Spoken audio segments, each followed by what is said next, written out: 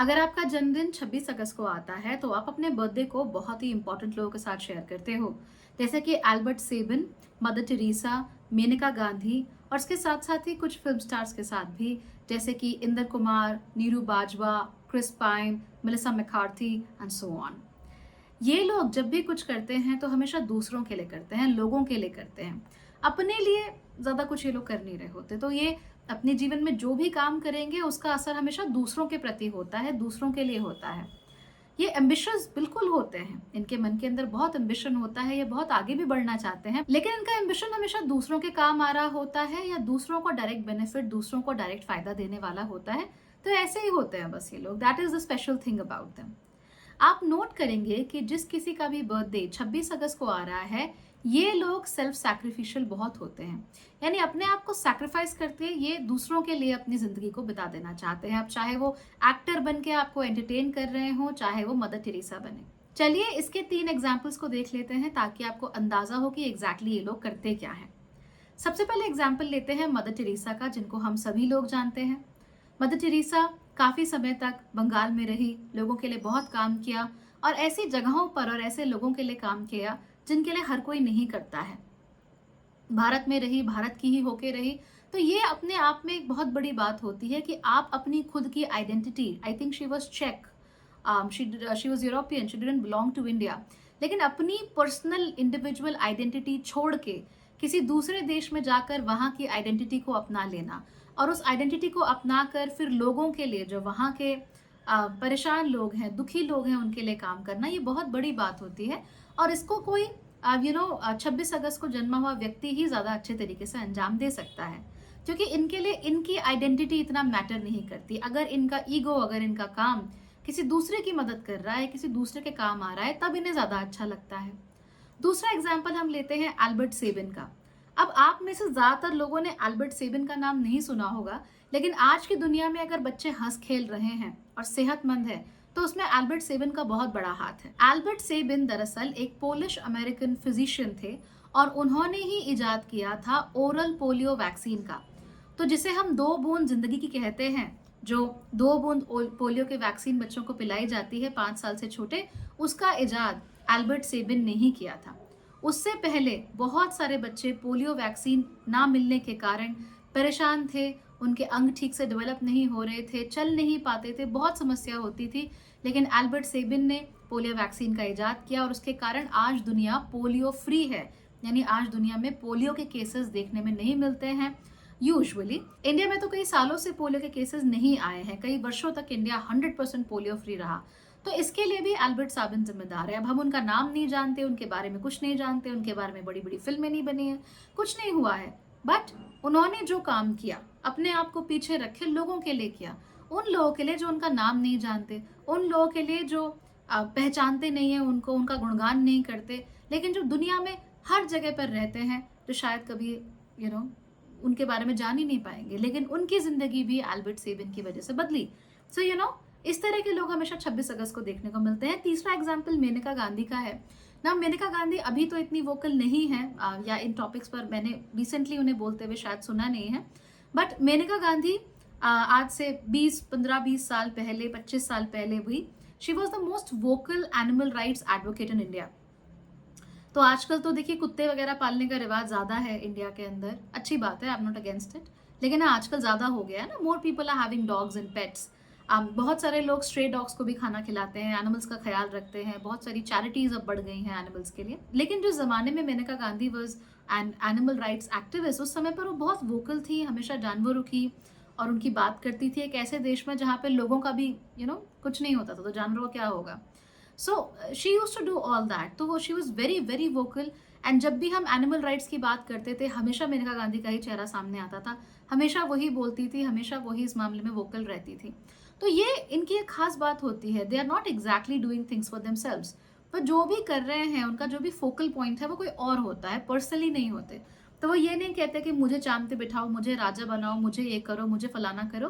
They are not like that. वो अपना काम करेंगे चुपचाप, लेकिन वो काम हमेशा किसी दूसरे के प्रति समर्पित होना चाहिए, लोगों के प्रति समर्पित होना चाहिए। इसमें भी एक बड़ी कमाल की चीज है, इवन दो ये लोग सारे काम लोगों के लिए करना चाहते हैं और लोगों के प्रति ही समर्पित होते हैं, लोगों की तरफ ही इनका इंक्लिनेशन होता है।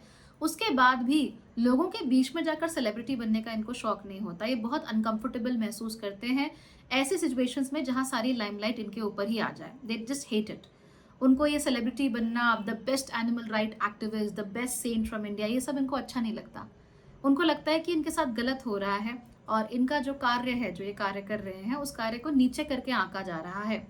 तो they always like to do things जिसके थ्रू लोगों का भला हो सकता है, दूसरों का भला हो सकता है, पर खुद ये लाइमलाइट यूजुअली गेन नहीं करना चाहते। और गेन कर भी लेते हैं तो ये बहुत अनकंफर्टेबल रहते हैं इस लाइमलाइट में। इन्हें लगता है कि या तो ये अपना काम कर सकते हैं, या उसकी जिम्मेदारी ले सकते हैं, या लाइमलाइट में रहने की जिम्मेदारी ले सकते हैं। तो ये अपने काम को करना मोस्टली ज्यादा प्रेफर करते हैं। सो ये भी अपने आप में एक कॉन्ट्रडिक्शन है, एक आयरनी है इन लोगों के में, जो आपको देखने को मिलेगी। इन लोगों को यूजुअली सेल्फ असर्शन के इश्यूज होते हैं, तो ये अपने आप को असर्ट नहीं कर पाते, अपनी बात कह नहीं पाते। अगर आप इन्होंने कुछ गलत ना भी किया हो और इनके ऊपर आरोप लगा दिए जाएं तो ये कुछ नहीं बोलेंगे, ये मुंह बंद रखेंगे। अगर इन्हें कोई चीज बुरी लगती है तभी भी ये कुछ नहीं बोलेंगे, अपना मुंह बंद रखते हैं, सामने से किसी बात को बोलते नहीं है। तो ये असर्शन की कमी इनके अंदर ज्यादा होती है। हालांकि अपने मामले में ही होती है, जब दूसरों के लिए उन्हें बोलना हो तब ये बहुत ज्यादा बोलते हैं, तब इनके सारे आर्ग्यूमेंट तैयार हो जाते हैं, then they are suddenly ready to help people. तो अपने ऊपर लांछन लग रहा है तब तो इनका मुंह एकदम चुप रहेगा, सर झुका के खड़े रहेंगे, कुछ कहेंगे ही नहीं, ना हाँ ना ना, ना अच्छा ना बुरा, कुछ नहीं बोलेंगे। हो सकता है कि वहां से बस निकल जाए विदाउट कंटेंटिंग जो उनके ऊपर आरोप लगा है। लेकिन किसी और के ऊपर आरोप लगेगा और गलत आरोप लगेगा तो वहां पे वो एकदम से तलवार लेके खड़े हो जाएंगे, कहेंगे नहीं ये गलत है। सो अगेन ये देख रहे हैं ना, जो भी काम ये कर रहे हैं, जो भी बातें ये हैं, they are always toward somebody else. ये किसी और के प्रति होती हैं, अपने प्रति नहीं होती। ये लोग लीडरशिप पोजीशंस में अच्छा करते हैं, एग्जीक्यूटिव्स बहुत अच्छे होते हैं, मैनेजमेंट पोजीशंस में ये लोग अच्छा काम करते हैं। जितनी बड़ी ऑर्गेनाइजेशन में, जितनी बड़ी टीम्स में काम करते हैं उन्हें और ज्यादा मजा आता है। So they are always team players, जो भी काम करते हैं अच्छे से करते हैं और अपना फर्ज ये पूरा निभाते हैं। जब इनकी उम्र कम होती है उस समय पर दूसरों का भला करना है, एनजीओ खोलना है, लोगों की सेवा करनी है, मुझे कुछ नहीं चाहिए, मुझे पैसे से मतलब नहीं है, I just want to help the world, I want to heal the world, ये इनके अंदर बहुत ज्यादा होता है। सो कम उम्र में आप हमेशा, इनफैक्ट अर्ली लेट 20s तक में भी आपको ये टेंडेंसी देखने को मिल जाएगी कि नहीं मुझे लोगों की मदद करनी है, सब कुछ दूसरों के लिए करना है, ये वो। 32 साल की उम्र तक भी ये आपको देखने को मिल सकता है। लेकिन तब तक ये जीवन में बहुत कुछ झेल चुके होते हैं, तो सडनली इनको लाइफ की रियलिटीज को फेस करना पड़ता है। अब जब लाइफ की रियलिटीज को फेस करना पड़ता है तो उन्हें अच्छा नहीं लगता। ये उस जिंदगी को, उस रियलिटी को फेस नहीं करना चाहते, राइट। इनको अच्छा नहीं लगता कि कैसे लोग अपनी मदद कर रहे हैं, कैसे लोग खुद पर फोकस कर रहे हैं, कैसे लोग जो गरीब गुरबे हैं उनको इग्नोर मार के चले जाते हैं, कैसे लोग भिखारियों को इग्नोर कर देते हैं, कैसे लोग जो कुचले हुए हैं, दबे हुए हैं, उन्हें इग्नोर कर देते हैं। तो बार बार इन्हें रियलाइज होता है कि दुनिया इनके हिसाब से नहीं चलती। इनका जो आशावादी नजरिया है दैट एवरीथिंग इज ओके, मुझे सबकी मदद करनी है, दुनिया इनके हिसाब से नहीं चलती। तो बार बार जिंदगी उन्हें एक सबक सिखाती है, अपने लिए खड़े हो, अपने लिए काम करो, अपने लिए बोलो, अपनी नीड्स को भी पूरा करो। तो ये अपनी नीड्स को कभी पूरा नहीं करते, हमेशा दूसरों के उसमें ही लगे रहते हैं, बार बार एक्सप्लॉइट होते हैं, बार बार अब्यूज होते हैं, फिर भी करते रहते हैं, रुकते नहीं हैं। तो this is what they do. प्यार में आप देखिए, प्यार में ये हमेशा ऐसे लोगों को ही पिक करते हैं जिनको ये मदरिंग करना चाहते हैं, जिनकी ये मम्मी बनना चाहते हैं, लड़का हो चाहे लड़की हो, दोनों का यही रहता है कि मैं इसकी मदद कैसे कर दूं, मैं इसके जिंदगी में जो कुछ खराब चल रहा है मैं उसे ठीक कैसे कर दूं। इसीलिए जो लोग परेशान होते हैं वो उनके पास आते ही हैं, लेकिन उनसे कहीं ज्यादा वो लोग इनके पास आते हैं जिनको परेशान रहने में मजा आता है, जिनको अटेंशन चाहिए। तो अक्सर क्या होता है, ये या तो पूरी दुनिया के लिए सब कुछ करेंगे, नहीं तो सारी दुनिया की अटेंशन उठा के एक इंसान को दे देते हैं जिनसे आती है प्यार में या रिलेशनशिप में होता है। देखिए प्यार तो क्या ही होता है इस कंडीशन में, इन्होंने एक रोल अपना लिया होता है केयर टेकर का। तो इनका जो रिलेशनशिप होता है वो केयर टेकर का होता है और उसके एक परेशान पेशेंट का होता है, ऐसा रोल होता है इनका रिलेशनशिप्स में। तो ये उस व्यक्ति की मदद करते हैं, अपने आप को न्यौछावर कर देते हैं उसके ऊपर, अपने आप को सैक्रिफाइस कर देते हैं पूरी तरीके से उस व्यक्ति के ऊपर। और फिर उन्हें finally one day they realize that oh my God ये क्या हो गया। क्योंकि वो व्यक्ति जैसे ही उसका मतलब पूरा होता है, जैसे ही उसकी जिंदगी ठीक हो जाती है, वो इन्हें छोड़ देता है। आपने बहुत एग्जाम्पल्स देखे होंगे ना ऐसे, कि भाई किसी ने मेहनत करता रहा, लड़की को पढ़ाता रहा ताकि किसी दिन वो बड़ी सरकारी अफसर बन जाए। वो लड़की रोती रहती थी, वो घर का राशन भी भरता था, वो उसकी फीस भी भरता था, सब कुछ करता था, फिर लड़की की नौकरी लग गई और उसने उसे लात मार दी। ऐसे एग्जाम्पल सुने होंगे आपने। ऐसे बहुत सारे लड़कों के भी एग्जाम्पल सुने होंगे कि शराबी थे, ज़िंदगी में बहुत कुछ इश्यूज चल रहे थे, घर वालों ने घर से निकाल दिया, तो किसी 26 अगस्त टाइप की लड़की है, उसके साथ रिलेशनशिप में है, उसने उसे अपने घर पे रखा, उसे संभाला, उसे सहारा दिया, उसको अपने पैरों में खड़ा होने में मदद की, दासी की तरह उसके काम में लगी रही कंप्लीटली। लेकिन उसके बाद जैसे ही वो अपने पैरों पे खड़ा होता है, वो उसको लात मारे किसी और को पकड़ लेता है। लेकिन उसके बाद वो व्यक्ति जैसे ही अपने पैरों पे खड़ा होता है, जैसे ही उसे कॉन्फिडेंस आ जाता है, वो इन्हें लात मार देता है और किसी और को पकड़ लेता है।